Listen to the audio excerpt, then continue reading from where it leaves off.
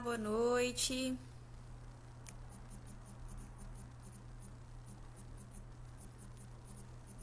Hoje nós vamos falar a respeito dos direitos dos trabalhadores. A gente está tendo aí muitas mudanças, né? Boa noite, Floriano. Boa noite, Adeilda. Boa noite, Daniel. Todo mundo me ouvindo? Boa noite, Isaac. Todo mundo escutando direitinho? Pois é, hoje nós vamos falar aí de alguns direitos, né, dos trabalhadores que a gente está tendo por conta da pandemia, tantas mudanças. E então eu separei esse tema para poder conversar um pouquinho com vocês. Só esperar uns minutinhos aí o pessoal entrar. Boa noite, Joaquim. Várias demissões, né, Daniel?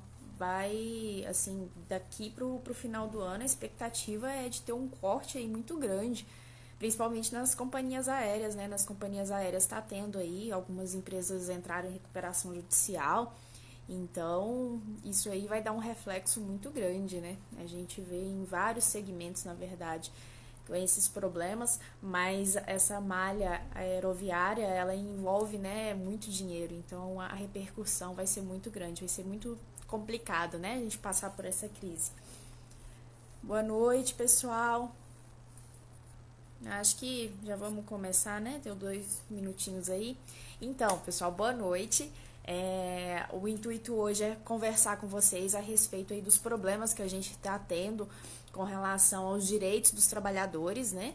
A gente, por conta da questão da pandemia, a gente teve aí a decretação do estado de calamidade. Com isso, veio uma medida provisória, né? Tentando ali apaziguar os danos para as empresas e que permitiu aí a ocorrência de teletrabalho, a antecipação de férias, as férias coletivas, várias medidas para poder tentar amenizar aí esses danos, tanto para as empresas como para os trabalhadores, para evitar as demissões. Só que aquela coisa, a gente nunca passou por uma pandemia, né, nesse século, não sabíamos como que isso seria, qual proporção tomaria. E aí, o que aconteceu? 1 mês, 2 meses não foram suficientes, né? Então, a gente veio aí com a determinação dos auxílios emergenciais que o governo deu, teve as medidas provisórias que deferiram a suspensão do contrato de trabalho e a redução da jornada. Então, eu acho que isso foi um tema aí muito falado nos últimos tempos, né? Que permitiu, assim, de forma inédita, que o salário do trabalhador seja reduzido de até 70%. E a jornada de trabalho também sendo reduzida.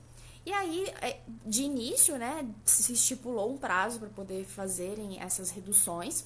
Só que como também, mais uma vez, a gente não sabia como que isso iria dar, a pandemia ainda não acabou, os problemas ainda não terminaram, então houve agora essa semana a prorrogação dessa permissão da suspensão. Então agora, a suspensão do contrato de trabalho pode durar por 120 dias, mas lembrando que é 120 dias desde a primeira suspensão, tá? Então não é mais 120 dias, é no total de 120 dias. Então, isso foi uma medida que foi dada, né, pelo governo para poder tentar minimizar os efeitos, minimizar as demissões, certo?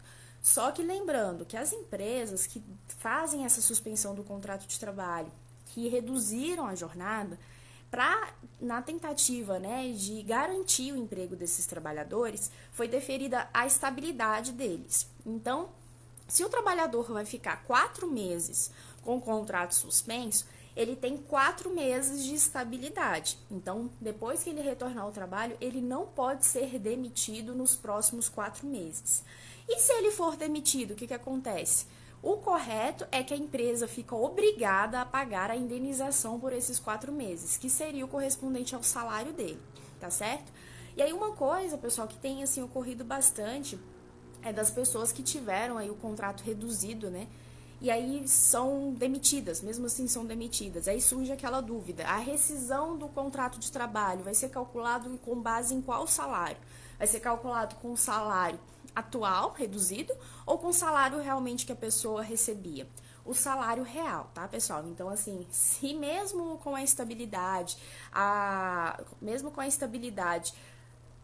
o patrão resolver decidir por demitir a pessoa, a rescisão vai ser calculada com o salário real, não vai ser calculado com o salário de redução, tá certo? Então, a gente teve essas medidas, né, para tentar amenizar. Agora, a gente está tendo também uma negociação que está sendo feita principalmente aí nas empresas aeroviárias, que é a suspensão do contrato, que na verdade eles deram, né, esse termo de licença não remunerada. E essa licença não remunerada, ela haveria possibilidade de se conceder o empregado indo até a empresa e requerendo essa licença, que aí seria por motivos pessoais. Ele não receberia salário, mas permaneceria com um vínculo de trabalho. Então, como está diante dessa situação, tem as empresas aeroviárias muito grandes, né, envolve muito dinheiro, estão recomendando isso, e aí, pelo intermédio do sindicato, está sendo realizado negociações nesse sentido, entendeu? Então, aí a pessoa fica sem trabalhar e sem receber também, e com o contrato dela de trabalho sobrestado. Então, fica ali paralisado.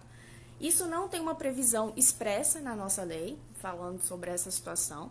A questão da licença, o único requisito que tem de licença, o único tipo de licença, na verdade, que tem na nossa lei é a licença para capacitação, que o patrão pode liberar o empregado de 2 a 5 meses para ele fazer um curso, tá certo?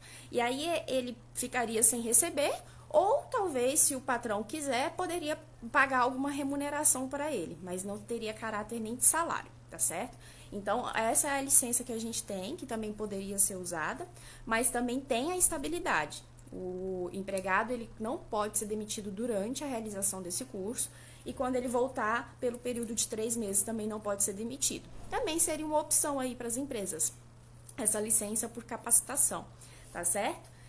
E aí a gente tem também o que o pessoal também tá usando demais, que é o plano de demissão voluntária. Você adere a esse plano, né? E aí você é mandado embora. Como que funciona isso, pessoal? Isso é feito geralmente pelas empresas que vão fazer aquela demissão em massa mesmo. Vai mandar muita gente embora, não tem condição de pagar todas as verbas trabalhistas. E aí o que eles fazem? Eles sentam e negociam com os trabalhadores para que eles se aderem ao plano de demissão voluntária, que aí, no caso, alguns direitos não seriam pagos, mas em compensação, outros direitos seriam concedidos, para poder ser vantajoso ali para aquele trabalhador aderir, né, a esse plano de demissão. Então, funciona mais ou menos assim. Aí depende de cada caso, qual que é a negociação. Tem negociação que eles fazem da seguinte forma. Você adere ao plano de demissão voluntária que você vai ficar aí por 6 meses ainda com o seu plano de saúde ativo, entendeu? Mas aí também não vai receber a multa rescisória. Então, depende de cada caso. A multa rescisória, só para deixar claro para quem não se ligou no que é, a multa rescisória é aquele valor quando a empresa manda a pessoa embora, manda o empregado, o trabalhador embora, paga-se em cima do valor depositado de FGTS. Então, assim, se a pessoa tem aí uma vida, né, de trabalho, de depósitos de FGTS, esse valor, essa multa rescisória dá um valor muito significativo, né? Então, aí depende de cada caso essa negociação. Dependendo, eles negociam de pagar 20%, né? Ou até de não pagar essa multa rescisória, tá certo? Então, o plano de demissão voluntária funciona dessa forma, é um acordo que é feito. E aí, o que acontece? Na justiça, já há muitos anos, tem-se bem definido que se você adere a um plano de demissão voluntária, você está dando plena, rasa e geral quitação sobre aqueles termos que foram ali estipulados. Então, significa que se, por exemplo, você acordou que você não iria receber a multa rescisória, não adianta depois querer entrar com uma ação reclamando essa multa rescisória, porque não vai ser proferido um despacho favorável ali, uma decisão favorável com relação a esse pedido, entendeu? Há possibilidade unicamente se, por exemplo, existirem verbas que não foram definidas no plano de demissão voluntária e que aí depois a pessoa queira discutir. Por exemplo, não ficou definido nada com relação a horas extras nesse plano de demissão voluntária. E aí a pessoa tinha direito a horas extras, aí sim ela pode entrar com uma ação. Mas com relação às verbas que ali foram quitadas, você deu a total concordância que seria quitado com aquele valor. Então, não tem como depois, posteriormente, discutir isso, tá certo? Então, esse é o plano de demissão voluntária. Existe também a hipótese aí que o pessoal tá fazendo, mas não é legal, de parcelar o pagamento da rescisão. Isso não é legal, não há previsão com relação a isso, tá, pessoal? A gente tem uma previsão de que a rescisão, ela precisa ser paga no dia certo, né, dependendo do tipo de demissão, se for cumprindo o aviso ou não cumprindo, né? Sem cumprir o aviso, a gente tem aí o prazo de 10 dias para poder pagar a rescisão, e dando o aviso prévio no dia seguinte ao término do trabalho, né, ao cumprimento do aviso. E se não fazem esse pagamento na data correta, o empregado ele passa a ter direito a uma multa, que essa multa corresponde ao valor do salário dele, na integralidade, entendeu? Então, não existe essa possibilidade de parcelamento de rescisão, não existe previsão legal alguma com relação a isso. Então, as empresas que estão adotando essa regra, elas estão totalmente ilegais. Então, se você por acaso procurar aí promover uma ação judicial, isso é um direito seu garantido por lei, tá certo? E uma outra coisa que eu tinha para falar, que assim, surgiu, até cheguei a fazer uma live a respeito disso, que é a respeito do fato príncipes, a demissão pelo fato príncipes, né? Porque tem uma previsão na lei que fala o seguinte, que quando uma empresa fecha as portas por conta de uma ordem governamental, então, e aí essa empresa precisa demitir os seus trabalhadores, acaba que o governo, né, a administração pública que foi responsável por esse fechamento, e a administração pública teria que arcar com esses custos, que aí a gente chama rescisão pelo fato príncipes. Só que isso nunca tinha ocorrido. E quando começou a surgir essa questão da pandemia, de fechar, né, o comércio e tudo mais, começou essa discussão, seria fato príncipes, então o governo, né, teria que pagar. Só que como a gente sabe que a administração pública decide as coisas de acordo com os interesses deles, né, e questão financeira e política comandam todas as decisões, ficou definido que essa situação de fechamento, né, do comércio, de perca aí de vendas e tal, isso não é fato príncipes, então não teria razão alguma do governo, da administração pública arcar com esse prejuízo, tá certo? Então seria uma demissão realmente normal. A única coisa que a gente tem aí de diferente é no caso da empresa que realmente fecha o seu estabelecimento. Fechou as portas, mandou todo mundo embora. Aí a gente tem a demissão por força maior nesse caso. E por essa razão, aí a lei permite que, por exemplo, a multa rescisória seja paga pela metade pela empresa, entendeu? Em vez de pagar 40%, pagaria 20%.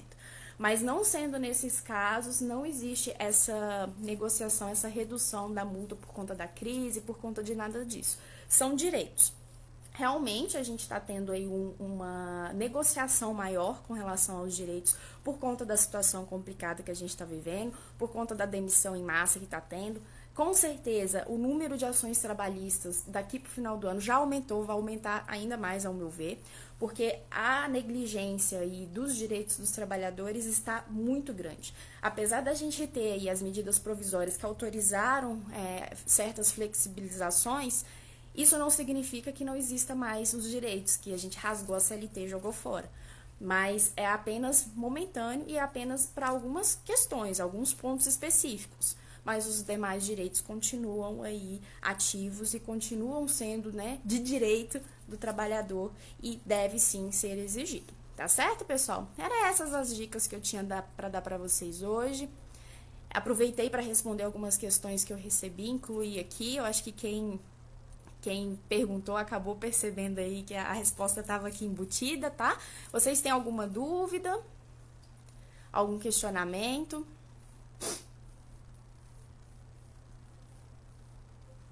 Comércio abrindo, né? Assim, comércio abriu, agora os bares e restaurantes também abriram, academias. A gente tá vendo aí que as coisas estão começando a tomar um rumo de voltarem ao normal, né? Então, vamos torcer para as coisas realmente melhorarem.